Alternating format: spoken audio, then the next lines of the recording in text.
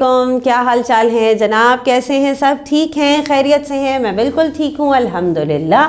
اور جی ہم موجود ہیں اردو کی کلاس میں، اور ابھی ہم آج کل کیا کام کر رہے ہیں؟ ہم کام کر رہے ہیں اپنی کتاب کے سبق نمبر 16 پہ، باب نمبر 16 جس کا نام ہے چکور۔ ہم نے نئے الفاظ بھی سیکھے، ہم نے ان کے جملے بھی بنائے، سبق سنا بھی اور ساتھ سبق آپ نے پڑھا بھی، اور مجھے پتہ ہے آپ نے پریکٹس اچھی کی ہے ریڈنگ کی، ویری گڈ۔ تو آج ہم اردو کی کلاس میں کیا کام کریں گے؟ آج ہم اس سبق کو مزید اچھے طریقے سے سمجھنے کے لیے اس پہ کریں گے بات چیت۔ آپ کو پتہ ہے بات چیت ہم کیسے کرتے ہیں؟ سوال جواب کے ذریعے، سوالات اور ساتھ ساتھ ان کے جوابات، تاکہ ہم سبق کو اور اچھے طریقے سے سمجھ سکیں۔ تو چلیں جناب شروع کرتے ہیں پھر آج کی کلاس۔ سب سے پہلا سوال اگر میں آپ سے یہ پوچھوں کہ چکور کن علاقوں میں پایا جاتا ہے، جواب دے سکتے ہیں؟ جی بہت آسانی سے، کیونکہ ہم نے سبق سنا بھی ہے اور پڑھا بھی ہے۔ تو ہمیں پتہ ہے کہ ہمالیہ کے جنوبی پہاڑوں میں پاکستان سے نیپال تک چکور پایا جاتا ہے۔ ٹھیک، اس کے بعد مجھے یہ بتائیے کہ یہ پہاڑی سلسلہ کہاں واقع ہے؟ یہ پہاڑی سلسلہ کہاں واقع ہے؟ تو اس کا جواب دے سکتے ہیں؟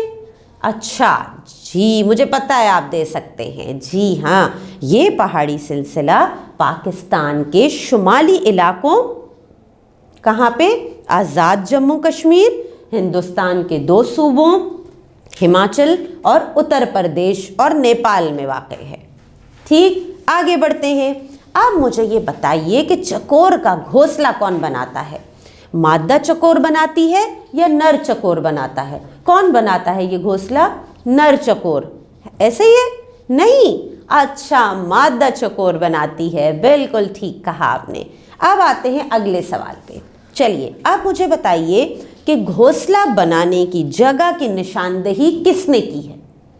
ہم نے پڑھا تھا نا کہ گھونسلہ بنانے کی نشاندہی کس نے کی ہے؟ ہیوم اور مارشل نے۔ کس نے کی ہے؟ ہیوم اور مارشل نے۔ انہوں نے ہمیں بتایا کہ یہ کس جگہ، کس طرح کے علاقے میں، کس طرح کے جگہ پہ یہ اپنا گھونسلہ بناتے ہیں۔ اس کے بعد اب مجھے بتائیں کہ جب ہمیں پتہ چل گیا کہ یہ کس جگہ گھونسلہ بناتے ہیں، تو آپ بتا سکتے ہیں کہ چکور گھونسلہ کہاں بناتی ہے؟ مادہ چکور بناتی ہے نا، تو آپ مجھے بتائیے کہ یہ کہاں بناتی ہے؟ جگہ کا ہمیں کچھ تو اندازہ ہو گیا ہے۔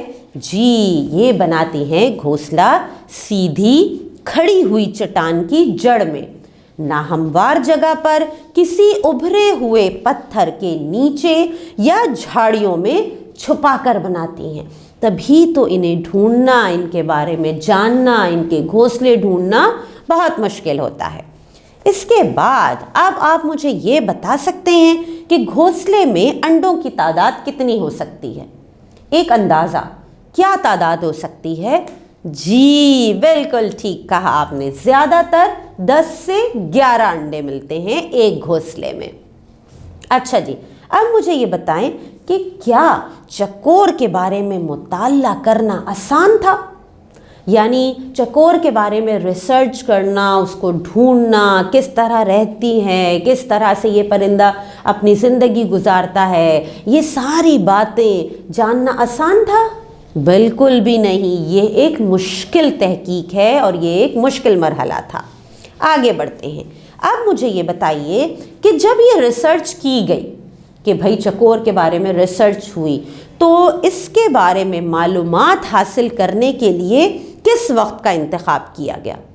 کس وقت انتظار کیا گیا اور کس وقت اس کے بارے میں مطالعہ کیا گیا، اس کے بارے میں جاننے کی کوشش کی گئی؟ جی ہاں، صبح سورج طلوع ہونے سے پہلے اور غروب ہونے کے فوراً بعد کے اوقات میں۔ ٹھیک، آگے بڑھتے ہیں۔ اب یہ بتائیے مجھے کہ گھونسلہ سازی کے مطالعے میں کیا دیکھا گیا؟ کہ جب گھونسلہ سازی کی گئی، جب گھونسلہ سازی کا مطالعہ کیا گیا کہ گھونسلہ بناتے کیسے ہیں، ہوتا کیسا ہے، تو کیا پتہ چلا، کیا دیکھا گیا؟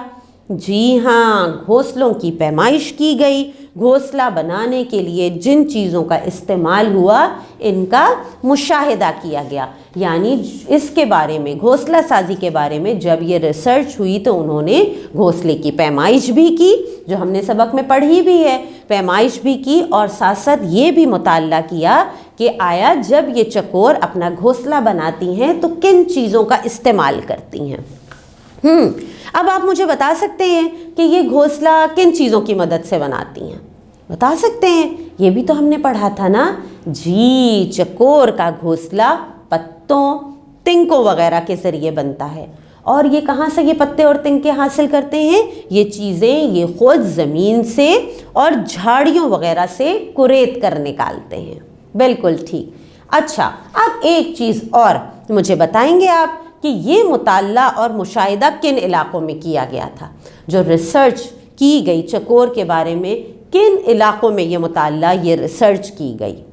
جی ہاں، دریائے جہلم کے بائیں طرف 3 حلقوں پر مشتمل ہے یہ علاقہ، پیر چناسی، گلی گری کا نشیبی علاقہ، اور ہمالیہ کے نچلے حصے پیر پنجال کی پہاڑیوں میں چناری رینج کا علاقہ۔ ان علاقوں میں چکور کے بارے میں یہ ریسرچ کا کام کیا گیا، اور ہم نے پڑھا کہ جناب اس سے پہلے چکور کے بارے میں کوئی ریسرچ ہوئی تھی؟ بہت سے پرندوں کے بارے میں آپ کو پتہ ہے، دنیا میں جتنی چیزیں اللہ تعالیٰ کی بنائی ہوئی ہیں، چرند پرند، پیڑ پودے، جتنی بھی چیزیں، تمام چیزوں کے بارے میں ریسرچ چلتی رہتی ہے، تمام چیزوں کے بارے میں ریسرچ کی جاتی ہے، لیکن چکور اتنا نایاب پرندہ ہے، اسے ڈھونڈنا، اس کے بارے میں مطالعہ کرنا اتنا مشکل ہے کہ اس سے پہلے کبھی اس کے بارے میں ریسرچ نہیں کی گئی۔ تو یہ ایک پہلا قدم تھا جو ہم نے پڑھا، جس کے بارے میں ہمیں معلومات ملی، یہ پہلا قدم تھا اس طرف، یعنی چکور کی ریسرچ پہ۔